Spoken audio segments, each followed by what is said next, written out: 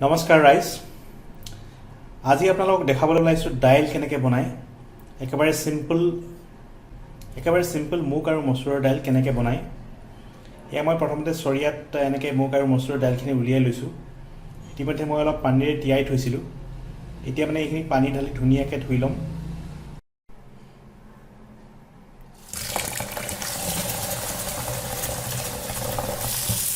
এনেকৈ আপোনাৰ ধুনীয়াকৈ ধুই ল'ব লাগিব। ইয়াত বহুত মানে পাউডাৰ ওলায় দেই। আপুনি যেতিয়া ধুব ইয়াত মানে এনেকৈ কেইবাবাৰো ধুব লাগিব। এনেকৈ পানীবোৰ পেলাই দিম। তাৰপিছত আপোনাৰ কমেও 5-6 বাৰমান ধোৱাটো মানে দৰকাৰী। নহ'লে আপোনাৰ এই যিবোৰ পাউডাৰ দিয়া থাকে ন, এইবোৰ পেটলৈ যোৱাৰ সম্ভাৱনা থাকে। দাইল ধুই একদম চিকচিকীয়া কৰি পেলালোঁ। এতিয়া আপোনাৰ দাইলৰ কাৰণে নেক্সট ষ্টেপলৈ আমি আগবাঢ়িম। নেক্সট আমাক লাগিব পিঁয়াজ, জলকীয়া। পিঁয়াজ আৰু জলকীয়া বাছ, ইয়াতকৈ আৰু বেলেগ একো নিদিওঁ। একদমেই চিম্পুল দাইল ক'বলৈ গ'লে। পিঁয়াজটো কাটি ল'ম, পিঁয়াজ বাকলি গুচাই কাটি ল'ম, জলকীয়াটো মাজতে ফালি দিম। ঠিক আছে।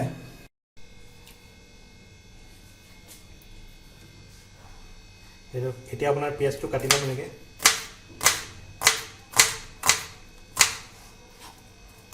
দীঘলে দীঘলে কাটি দিলেই হ'ল। তাৰপিছত জলকীয়াটো এনেকৈ ফালি দিম।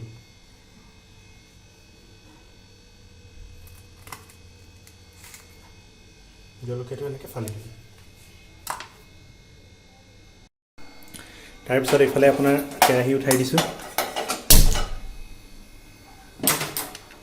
কেৰাহী উঠাই দি আপোনাৰ লগে লগে অলপ তেল অকণ দিয়ে দিওঁ আৰু বেছি গৰম হোৱালৈকে নৰখোঁ।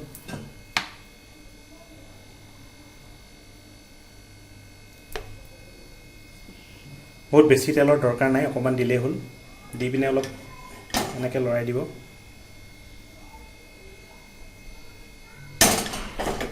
এই কেৰাহীটো এতিয়া গৰম হোৱা নাই কাৰণে মই হাতেৰে চুইছোঁ। আপুনি চাই ল'ব আৰু গৰম হ'লে এনেকৈ হাতেৰে নুচুব, খালী হাতেৰে। তেলটো লাহে লাহে গৰম হৈ আহিছে আৰু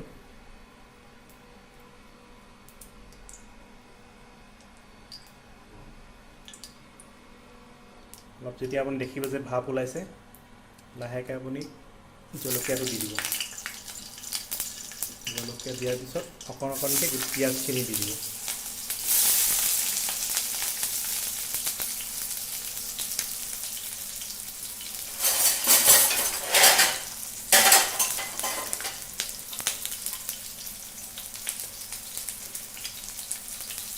তাৰপিছত হেতাৰে এনেকৈ ভালকৈ লৰাই দিব।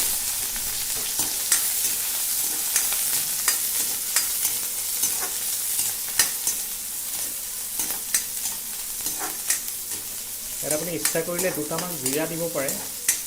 মই কিন্তু আজি দিব বিচৰা নাই, মানে একদম চিম্পুল পিঁয়াজ জলকীয়া দি পিনে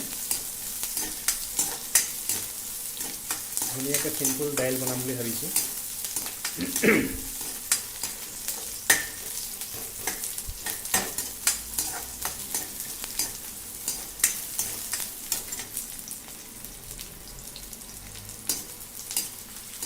পিঁয়াজখিনি যেতিয়া মানে অলপ ৰঙা পৰিব, তাৰপিছত আপুনি ৰঙা হোৱাৰ পিছত দাইলখিনি দিব পাৰে আৰু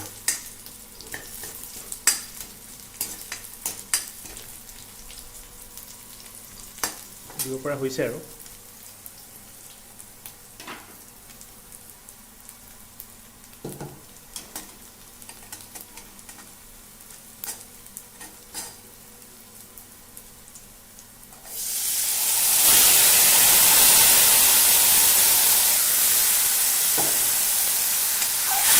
দাইলখিনি দিয়াৰ পিছত এনেকৈ ভালকৈ লৰাই দিয়ে।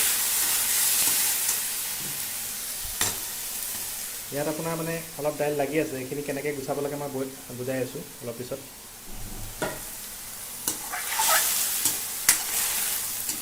জুই আপোনাৰ বহাই থোৱাই আছে বৰ্তমান।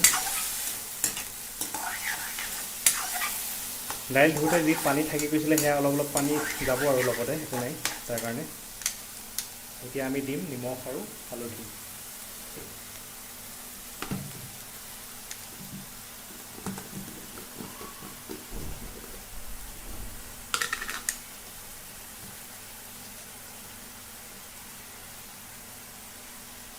নিমখ অলপ যিমান লাগে বুলি ভাবে মানে তাতকৈ কমকৈ দিব। এইটো মানে মোৰ দাইলেই হওক বা মাছেই হওক মাংসই হওক মোৰ চবতে এইটো একেই ফৰ্মুলা।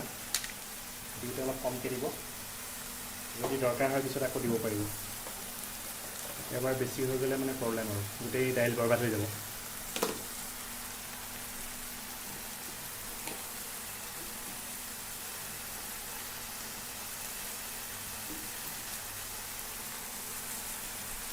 আৰু নিমখ হালধি দি দিলোঁ, এতিয়া ধুনীয়াকৈ লৰাই দিম।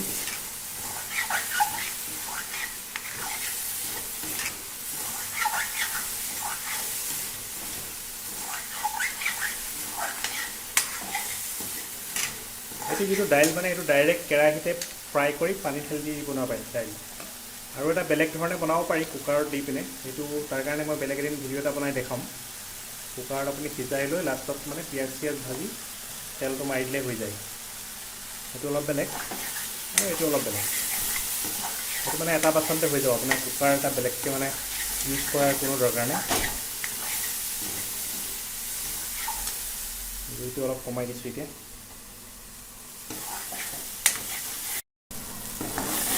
পানী দিবলৈ সময় হৈ গৈছে এতিয়া, গতিকে পানী দিয়াৰ আগতে আপোনাক মই কৈছিলোঁ এইটো কেনেকৈ গুচাই সেইটো হেৰি কৰিম বুলি। আপুনি ইয়াতে পানী ঢালি দিব। পানী ঢালি এনেকৈ বস্তুটো মিক্স কৰি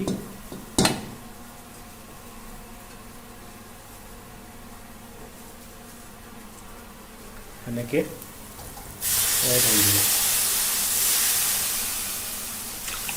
তো গোটেই দাইলখিনি গুচি যাব। আমাক আৰু পানী লাগিব, আৰু পানী এড কৰিম ইয়াতে আমি।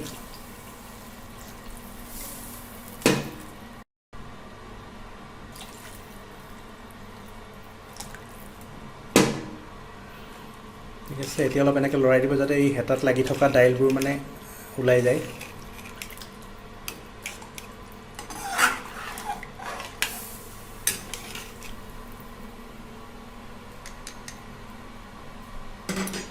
গতিকে হৈ গ'ল। এতিয়া আমি ইয়াত এখন ঢাকনি লগাই দিম।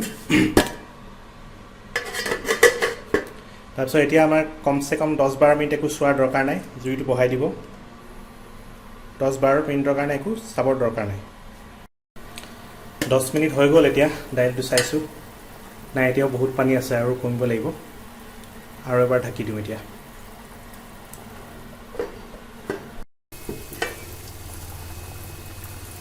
পানী অলপ কমি আহিছে ধুনীয়াকৈ। এতিয়া মানে অলপ জুইটো মই কমাই দিম, যাতে বস্তুটো লাহে লাহে দাইলটো সিজি সিজি পিনে হেৰি হয়। পানী জুইটো বঢ়াই থ'লে মানে পানী তৎক্ষণাত মানে কমি যাব পাৰে আৰু দাইল নিসিজাকৈ থাকি যাব পাৰে। গতিকে বস্তুটো এটা জুইটো এনেকৈ কমাই দিছোঁ, ধুনীয়াকৈ আপোনাৰ লাহে লাহে বইল হওক। আকৌ এবাৰ খুলি চোৱাৰ সময় আহি গৈছে। দাইলটো প্ৰায় হ'বই আৰু। গতিকে এতিয়া আমাৰ প্ৰথমতে নিমখ টেষ্ট কৰাৰ সময় আহি গৈছে।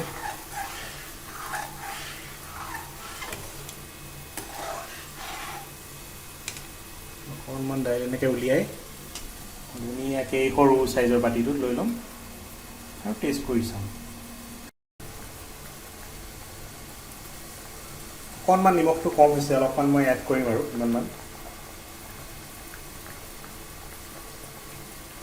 আৰু অলপ লাগিব পাৰে। এতিয়া বস্তুটো এনেকৈ লাহে লাহে উতলি থাকিবলৈ দিম অলপ দেৰি, আৰু পানী এড কৰাৰ দৰকাৰ নাই। অকণমান সিজিবও লাগিব, ঢাকনিখন দি দিম এনেকৈ। বঢ়িয়াকৈ উতলি হৈছে, একেবাৰে হ'বলৈ হৈছেগৈ আৰু এতিয়া বেছি দেৰি নাই, অলপ পিছতে নমাম আৰু।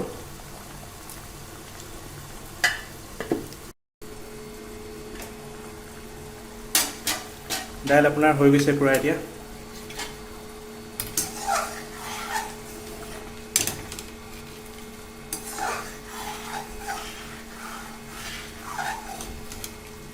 এতিয়া দাইলটো আৰু বেলেগকৈ নি ডাইনিং টেবুলত মানে সজাই বহাই নেদেখাওঁ, কাৰণ মানে অকল দাইলেতো ভাত খাব নোৱাৰি। দাইল হৈ গৈছেগৈ, লগত আপোনাৰ চব্জি মানে বনোৱা হ'ব, চব্জিৰ লগত খোৱা হ'ব। আৰু মানে এইটো বেলেগকৈ বাচনত হেৰি নকৰোঁ, এইটো ধুনীয়াকৈ নি পিনে ডাইনিং টেবুলত ষ্টেণ্ড এটা ল'ম, এই এনেকুৱা ষ্টেণ্ড এডাল, তাতে মানে এনেকৈ মাজত থ'ম, ভাতৰ লগতে মানে ইয়াৰ পৰা লৈ লৈ খাম আৰু। ঠিক আছে, ভিডিঅ'টো আপোনালোকে লাষ্টলৈকে চোৱাৰ বাবে ধন্যবাদ। দাইল বনোৱাটো একদম সহজ, আপোনালোকে বনাই চাব। বনাই চাই পিনে আপোনাৰ মানে এক্সপিৰিয়েঞ্চৰ বিষয়ে কমেণ্ট ছেকশ্যনত আপুনি কমেণ্টছ কৰি ক'ব কেনেকুৱা লাগিলে। আৰু যদি ভিডিঅ'টো ভাল পালে লাইক কৰিব, শ্বেয়াৰ কৰিব, লগতে আমাৰ মতা ৰান্ধনি চেনেলটো ছাবস্ক্ৰাইব কৰিবলৈ নাপাহৰিব। আকৌ লগ পাম, ধন্যবাদ।